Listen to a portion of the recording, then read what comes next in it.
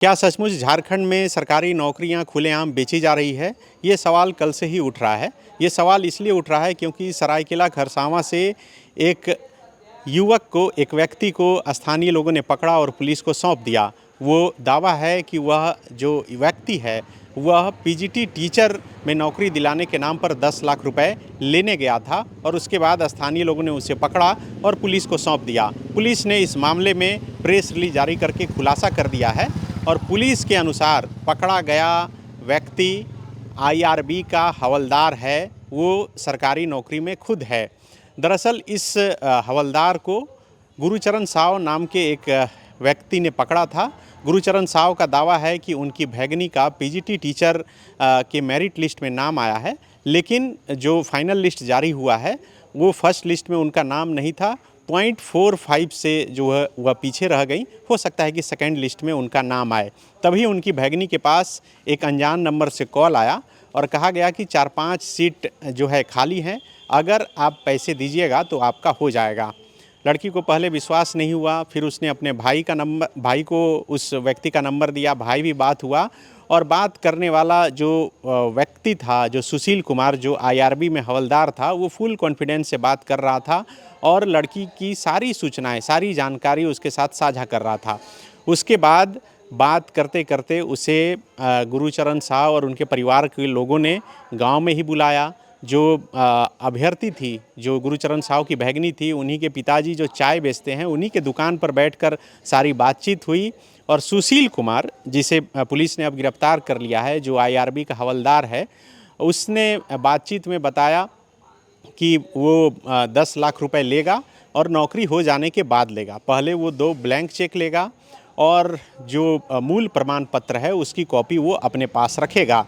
गुरुचरण साव ने मीडिया से बातचीत करते हुए बताया कि सुशील कुमार के बैग में कई अभ्यर्थियों का डाटा था और वो सिर्फ पीजीटी टीचर का नहीं, बल्कि सहायक आचार्य का डाटा था, जूनियर इंजीनियर का डाटा था और कई परीक्षाओं का डाटा जो है उसके बैग में जो कागज़ था उसमें था। और वो खुद को जेएसएससी से जुड़ा हुआ अधिकारी भी बता रहा था और बता रहा था कि दावे के साथ कि उसका हो ही जाएगा। जब बैग में तमाम रखी चीज़ें गुरुचरण साव ने देखी, तब उन्हें लगा कि अब उनके पास तो चूँकि पैसे नहीं हैं तो उनकी भैगनी का नहीं होगा, उसके बाद जो पैसा दे देगा उसका हो जाएगा। और उसने उसी व्यक्ति को, सुशील कुमार को पकड़ा। वो भागने का प्रयास कर रहा था, लेकिन 3-4 लोगों ने ज़ोर से पकड़ा और उसके बाद स्थानीय पुलिस को सूचना दी गई। पुलिस मौके पर पहुंची और उसके बाद थाने ले गई। थाने में सुशील कुमार से लंबी पूछताछ की गई है और फिलहाल जो जानकारी है उसके अनुसार गिरफ्तार करके सुशील, जो आईआरबी का हवलदार है, उसे न्यायिक हिरासत में भेज दिया गया है। पुलिस ने जो प्रेस रिलीज जारी किया है, उस पुलिस के अनुसार जो सुशील कुमार, जो आईआरबी का हवलदार था, वो खुद भी पीजीटी टीचर का अभ्यर्थी था और वो डेटा कई जुटाता था। खास करके जो पैसे वाले अभ्यर्थी थे जिनका चयन नहीं हो पाया या सेकेंड लिस्ट, थर्ड लिस्ट में जिन्हें उम्मीद है कि उनका नाम आ जाएगा, उनसे पैसे की मांग करता था। एक तरह से ये पूरी तरह से ठगी का मामला है। पुलिस साफ तौर पे कह रही है कि इसमें किसी भी जेएसएससी के कर्मी या अधिकारियों की संलिप्तता जो है वो सामने नहीं आई है, लेकिन इस मामले में कई सवाल खड़े हो रहे हैं। पहला सवाल तो ये कि सुशील कुमार के पास अभ्यर्थियों का इतना डेटा आया कहाँ से? डेटा आया तो उसमें मोबाइल नंबर कहाँ से आया, उसके घर का पता कहाँ से आया, वो कहाँ की रहने वाली है, ये सब कुछ कहाँ आया। मुझे लगता है कि इस मामले में बहुत गंभीरता से जांच करने की ज़रूरत है। सुशील कुमार से लंबी पूछताछ करने की ज़रूरत है, क्योंकि आपको याद होगा कि इससे पहले भी जेपीएससी के साथ इसी तरह का मामला सामने आ चुका है। कई अभ्यर्थियों को लगातार फ़ोन कॉल जा रहे थे और फ़ोन कॉल करके फ़ोन करने वाला जो है सामने वाले अभ्यर्थी का सारा डिटेल बता रहा था। वो डिटेल सिर्फ आयोग के पास रहता है। वह डिटेल अगर जेएसएससी परीक्षा लेती है तो वो सिर्फ जेएसएससी के पास रहता है, लेकिन ये डिटेल सार्वजनिक कैसे हो जा रही है? ये डिटेल ज़रूर सार्वजनिक तब होगी जब आयोग, चाहे या जेपीएससी हो या फिर जेएसएससी हो, उन लोगों की मिलीभगत नहीं हो। इसलिए इस बात से इनकार नहीं किया जा सकता है कि ऊपर बैठे लोगों की इस मामले में मिलीभगत हो, इसलिए इसमें गहनता से जांच करने की ज़रूरत है। आपको याद होगा कि जेएसएससी सीजीएल की भी जो परीक्षा 2023 वाली जो सीजीएल है, उसमें भी आईआरबी के 7 जवान गिरफ्तार किए गए थे। कहा यही गया कि पेपर देने के नाम पर अभ्यर्थियों को बंगाल ले जाया गया और पैसे ठगी का मामला उसमें भी बताया गया और उसके बाद गिरफ्तार करके उन्हें जेल भेज दिया गया। हालांकि सीआईडी लगातार दावा करती रही कि पेपर लीक नहीं हुआ है, क्योंकि मूल जो प्रश्न पत्र है वो बाहर कहीं भी नहीं मिले हैं, सिर्फ पेपर लीक के नाम पर अभ्यर्थियों से जो है ठगी हुई है।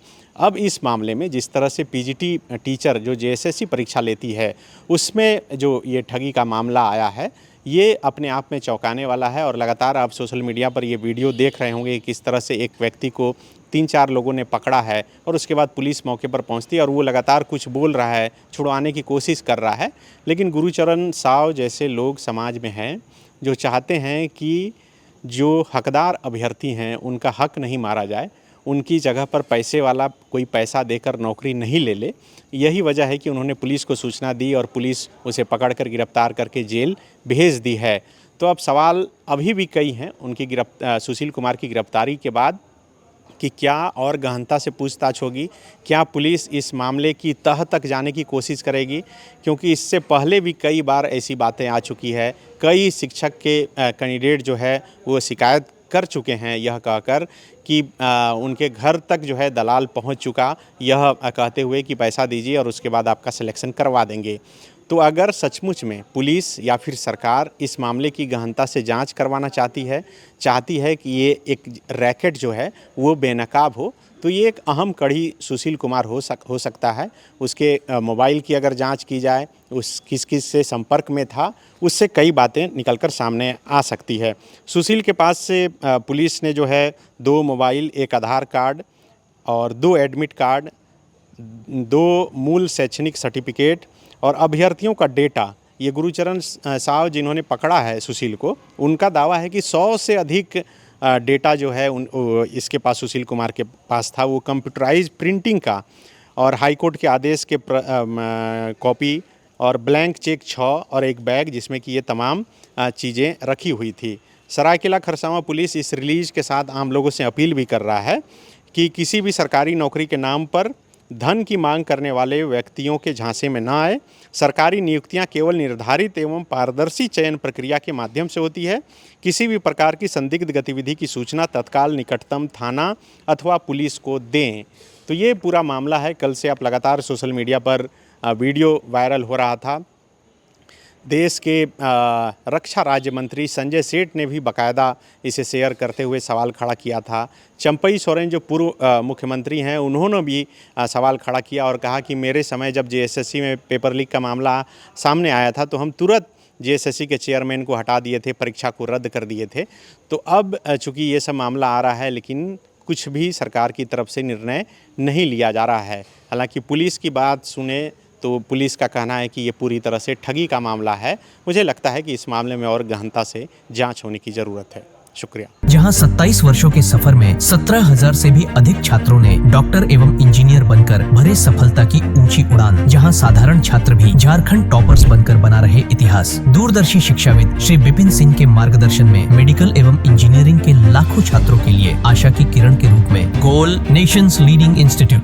बायोम इंस्टीट्यूट नीट की तैयारी के लिए एक भरोसेमंद नाम। यहाँ अनुभवी फैकल्टी, स्मार्ट क्लासरूम और बेहतरीन टीचिंग मेथड से स्टूडेंट्स को मिलती है मजबूत तैयारी। यहाँ हर स्टूडेंट को मिलता है पर्सनल गाइडेंस और डाउट क्लियरिंग का पूरा सपोर्ट। नीट 2027 और 28 के लिए फेज 2 बैच 30 अप्रैल से शुरू हो रहा है। आज ही बायोम इंस्टीट्यूट से जुड़े और अपने डॉक्टर बनने के सपने को दे सही दिशा। बायोम इंस्टीट्यूट सिर्फ मेडिकल प्रिपरेशन का संस्थान। काम की तलाश है, भरोसेमंद नौकरी चाहिए, जुड़िए एएनजी के साथ, जहां श्रमिक सबसे पहले।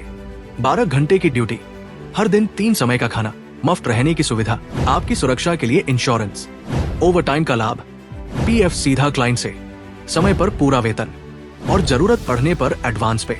एएनजी मैन पावर सॉल्यूशंस, सम्मान के साथ काम, भरोसे के साथ कमाई।